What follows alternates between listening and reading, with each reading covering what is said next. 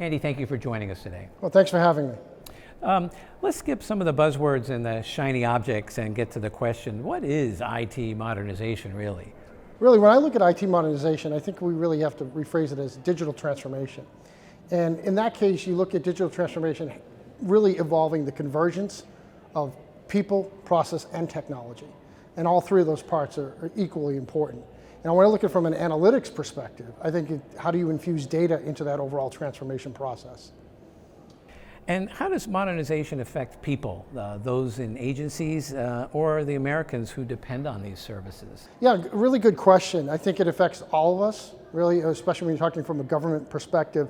When you're talking about transformation from the individual perspective, the government analyst, for instance, great story coming out working with one of our state governments. We have an analyst here who's doing geospatial analysis to look at how services are available for people who are suffering substance abuse disorders.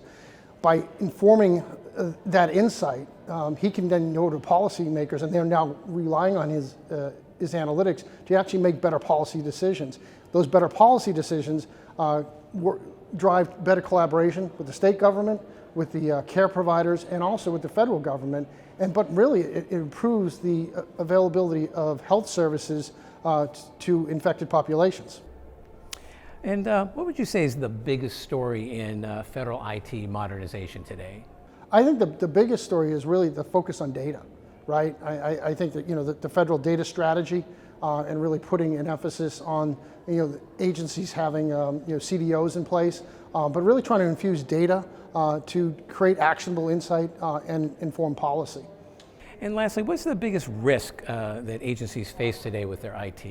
I think the biggest risk is putting too much emphasis on the technology and not really focusing on people. One of the things that we do at Alteryx is we really take every data user at every level and really try to upskill their ability to use data analytics in a self-service analytics platform. So I think it's really important that you just can't focus on the technology. You have to focus on the people, the process, and the technology equally.